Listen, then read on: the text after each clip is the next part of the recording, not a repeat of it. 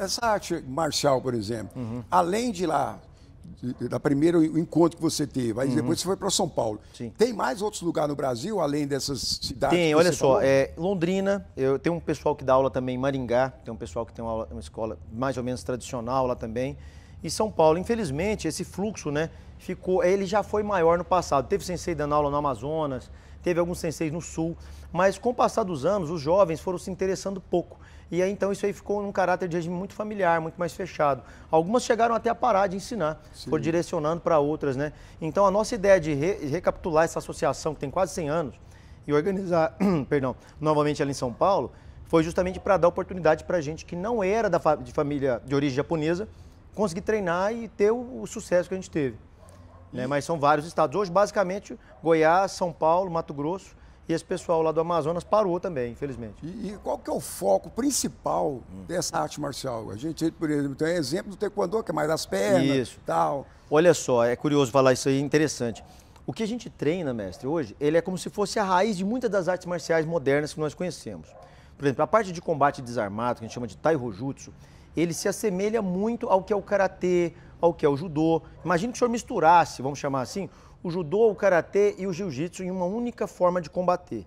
Imagina que esse guerreiro samurai, ele tinha que saber lutar em pé, ele tinha que saber se virar no solo, ele tinha que se defender contra alguém armado, entende? Então o Taihojutsu é isso, é a forma de combate do samurai.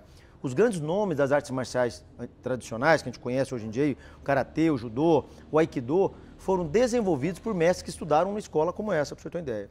Então, que a gente ensina é algo bem raiz. Para o senhor ter uma ideia, no Japão, a escola é registrada como se fosse uma escola de cultura e tradições samurais, não é esporte, nem luta. Não é diferente dos outros, porque não. Vamos dizer assim, não é uma escola de luta, é uma escola de uma cultura japonesa. Eles consideram essa coisa do samurai cultura e não necessariamente luta. Luta, esporte de luta seria o karatê, seria o judô, né? Então, o samurai, nesse contexto, né, do que a gente está falando, ele vai muito mais para um aspecto cultural do que para a parte técnica de combate. A gente usa espada, a gente usa arco e flecha, a gente usa bastão, as indumentárias, a roupa ainda é igual era antigamente, né? A organização da escola surgiu no século XV e ela se fundamentou no final do século XVIII. Então, olha só, são vários séculos de fundamentação de organização e essas escolas demoraram muito a se abrir. Só nos anos 70, quando meu pai começou a ter contato com essas coisas, é que isso aqui realmente deslanchou. Então, para o senhor ter uma ideia, se a gente for considerar isso, nós somos talvez a primeira leva de brasileiros, né, ou de ocidentais a estar à frente de escolas como essa. Entendi. E você, quando que você deu início, vamos dizer assim, ou você falou assim, não, eu quero abrir uma escola, seja daqui um período, um tempo. Olha só. Sonhou por isso? Não foi uma coisa intencional, mestre, que aconteceu da seguinte forma. No Aizu, nessas disciplinas samurais, você não pode se tornar sensei se você nunca instruiu ninguém. Pelo menos instruir alguém você tem que instruir. Então como é que funciona? Eu fui graduando. Quando eu cheguei na graduação vamos chamar aqui de Shoden para Chuden, que é um terceiro para um quarto grau, seria tipo faixa preta primeiro dan, você tem que arrumar alguém que você ensine. Você tem que conduzir aquela pessoa da faixa branca, vamos dizer assim, até a faixa vermelha, como se fosse no taekwondo. Então, se eu não fizer isso, eu não passo para segundo dan. Imagine que então eu tenho que pegar alguém e ensinar, eu tenho que provar minha capacidade de ensino para que eu seja considerado um sensei. Entendi. Então eu peguei o quê? Eu peguei um amigo, não deu certo, peguei meu irmão, na época não foi muito bem. Aí eu tenho um primo primeiro, né, que o senhor conhece, então, o Clériston. Então eu trouxe ele, que já era familiar, falou, ó, vou ensinar ele. Ele era gurizinho, ele tinha de 11 para 12 anos, comecei a dar aula para ele. E ele se mostrou, assim, desde o início, um cara incrível. Considero até melhor do que eu em muita coisa. Então ele foi desenvolvendo muito rápido, sabe? E eu tomei o amor por ensinar, foi com ele. Essa coisa de gostar de dar aula, começou dando aula para ele. E aí ele precisava, posteriormente, eu apresentei ele para o meu sensei como o meu primeiro aluno ali e tal. E assim nós começamos o trabalho. Só que eu precisava de outra pessoa para que testasse as habilidades dele. Então eu falei para ele arrumar amigos que gostassem de luta. Aí ele trouxe uma ou outra, eu fui fazendo aquela peneira, né? Vieram aquele monte de gente, foi peneirando até que ficou a primeira turma.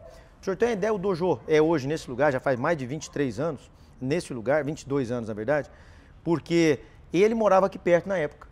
E aí eu mandei ele alugar esse espaço, que eu trabalhava, né, em Brasília, eu estava mais em Brasília ou Anápolis nessa época, então eu vinha dar aula para ele somente nos finais de semana. E eles, rapaz, olha a disciplina desses meninos, eles vinham para cá, ficavam a semana inteira. Na época tinha o Alex, que treinava com ele, que hoje também é sensei, o Katsu, aqui no dojo a gente conhece ele assim.